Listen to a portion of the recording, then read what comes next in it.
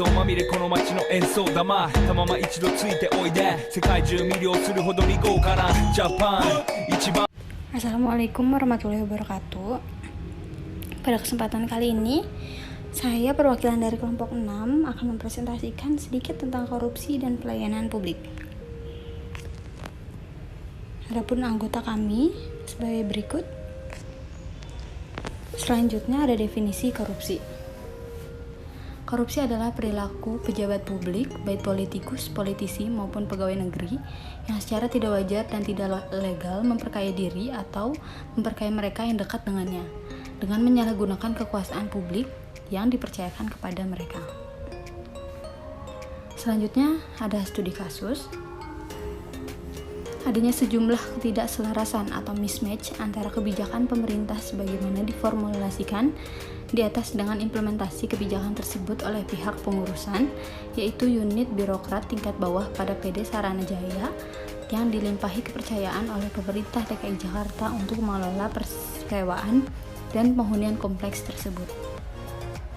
Pengelolaan yang menyimpang dari ketentuan yang seharusnya diberlakukan dapat disimpulkan sebagaimana disajikan dalam tabel.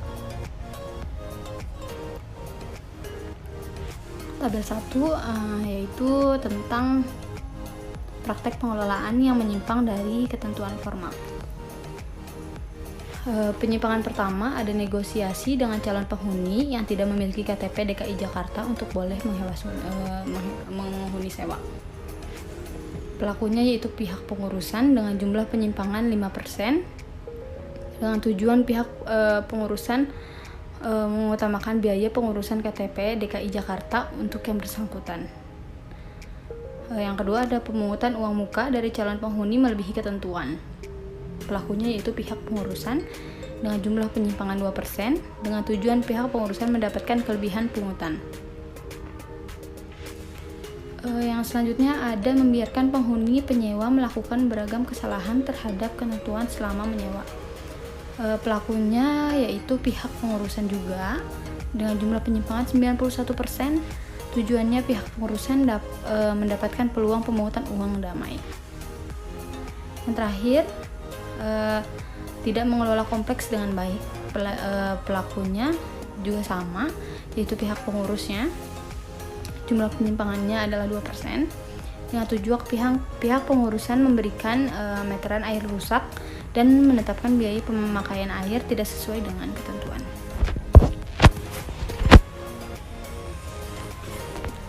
Sebagai akibat dari tindakan pihak pengurus tersebut, maka ke-100 calon penghuni atau penghuni penyewa itu telah memberikan uang suap kepada pihak pengurusan sebagaimana tercantum dalam tabel 2. Berikut tabelnya yaitu yang nomor 1 itu ada jumlah kasusnya itu ada 5 dengan jumlah uang suap terhadap kepengurusan itu 25.500.000. Yang kedua ada jumlah kasusnya 2 dengan jumlah uang 17 juta. Yang ketiga ada jumlah kasusnya 91 dengan total 134.538.150 rupiah. Dan yang terakhir itu ada jumlah kasusnya itu 0 dengan tidak ada jumlah suap. Nah, maka disimpulkan dari ke-100 calon itu jumlah uang suap itu sekitar 177.038.150 rupiah. Ya, baik. Dibandingkan dengan nilai nominal uang suap yang merupakan salah satu praktek korupsi di Republik Indonesia, jumlah tersebut tidaklah seberapa. Namun, bila dibaca dalam konteks kehidupan mereka yang berpenghasilan rendah, nilai nominal tersebut seperti cukup besar bagi kehidupan sehari-hari mereka yang berpenghasilan rendah. Selain itu, praktek penyimpangan tersebut merintangi peluang warga DKI Jakarta lainnya yang berpenghasilan rendah untuk turut menghuni sewa di kompleks melati. Selanjutnya ada tinjauan teori. Mencermati riwayat pelayanan publik di Indonesia yang hendak mengabdi res publik, kepentingan publik, penulisan tergugah untuk menelaah dampak dari praktek korupsi berskala kecil yang dilakukan oleh gugus birokrat penyedia layanan jasa kepada para pengguna layanan jasa publik. Pendorong utama dalam hal ini adalah masih kurangnya telaah ilmiah terhadap isu, karena sifatnya yang meluas dan berulang telah turut merintangi upaya pemerintah untuk mensejahterakan rakyat Indonesia, terutama pasca terkonsolidasinya kekuasaan Orde Baru pada awal tahun 1970-an, yang ditandai dengan semakin mantapnya keamanan dan menggebunya pembangunan nasional. Di tengah suasana telah berpadannya pemenuhan kebutuhan pangan dan sandang untuk rakyat Indonesia, MPR Republik Indonesia menyandang tertinggi daulat rakyat Indonesia pada tahun 1983 mulai memberi acuan tentang masalah kebutuhan papan seperti tempat tinggal.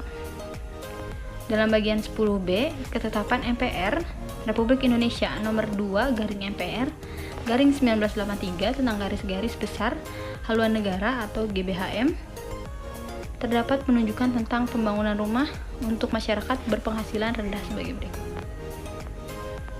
Pembangunan perumahan dan pemukiman perlu lebih ditingkatkan dan diperluas hingga dapat sama rata dan menjangkau masyarakat yang berpendapatan rendah dengan senantiasa memperhatikan susun atur serta sesuai dengan keadaan sosial di sekitarnya. Pembangunan perumahan dan pemukiman harus dapat mendorong kegiatan pembangunannya dengan memperhatikan prinsip swadaya serta gotong royong. Selanjutnya, menindaklanjuti hal tersebut, pemerintah Republik Indonesia mengundang Undang-Undang Dasar nomor 16 tahun 1985 tentang rumah bertingkat. Dalam undang-undang tersebut, yang dimaksud rumah bertingkat adalah yaitu bangunan bertingkat yang dibina dalam suatu lingkungan yang terbagi dalam bagian-bagian yang distrukturkan dan berfungsi dalam arah mendatar atau horizontal maupun meningkat atau vertikal, dan merupakan satuan-satuan yang masing-masing dapat dimiliki dan digunakan secara sendiri, terutama untuk tempat tinggal yang dilengkapi dengan benda bersama dan tanah bersama. Selanjutnya tercantum pula dalam bab 2 pasal 2 Undang-Undang nomor 16 tahun 1985 dasar pembangunan rumah bertingkat, yaitu pembangunan rumah bertingkat berdasarkan pada asas kesejahteraan umum, keadilan, sama rata, dan keserasian serta keseimbangan dalam semua aspek kehidupan.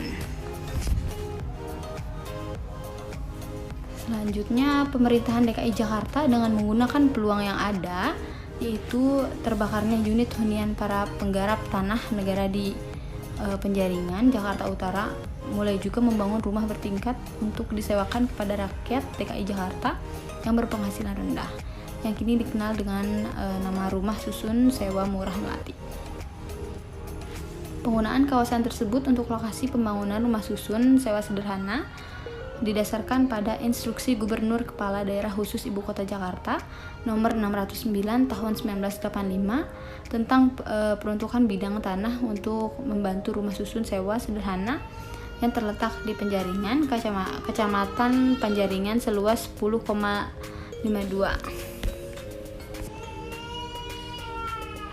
Diterbitkan Keputusan Gubernur Kepala Daerah Khusus Ibu Kota Jakarta nomor 375 tahun 1988 tentang pedoman pengelolaan, penghunian, dan persewaan rumah sewa atau rumah sewa bertingkat pemerintah daerah khusus Ibu Kota Jakarta.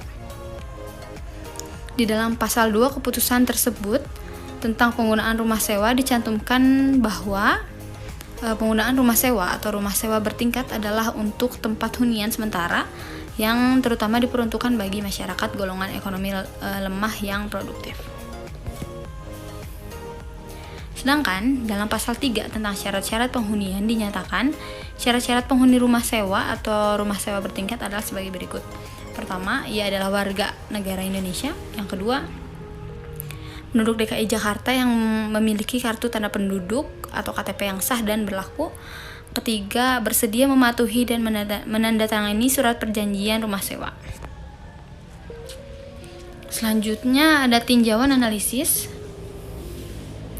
Bertolak dari data dan pembahasan tersebut, di atas menunjukkan bahwa adanya ketidakselarasan antara kebijakan pemerintah dalam bentuk Undang-Undang Nomor 16 Tahun 1885 tentang rumah bertingkat serta peraturan pelaksanaannya Keputusan Gubernur Kepala Daerah Khusus Ibu Kota Jakarta nomor 375 tahun 1988 tentang pedoman pengelolaan penghunian dan persewaan rumah sewa atau rumah sewa bertingkat pemerintah daerah khusus Ibu Kota Jakarta dengan implementasi di lapangan.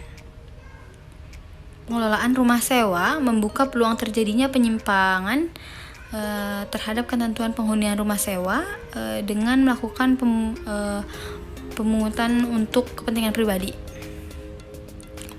Perilaku demikian sesuai dengan apa yang dikatakan Lipski bahwa dalam melaksanakan tugas hariannya, pada birokrat tingkat bawah mempunyai kebijakan yang berpotensi untuk menyimpang secara aktif maupun pasif demi keuntungan pribadi. Kemudian apa yang dilakukan oleh penghuni dan pengelola rumah susun sesuai dengan teori pertukaran sesuai dari Blau, bahwa pihak penguasaan mempertukarkan pelayanan dengan imbalan dari pihak penggunaan layanan publik. Mungkin segitu presentasi dari saya. Mohon maaf apabila ada kesalahan atau ada salah-salah kata, mohon maaf. Dan ini merupakan daftar pustakanya sebelum saya akhiri. Terima kasih. Assalamualaikum warahmatullahi wabarakatuh.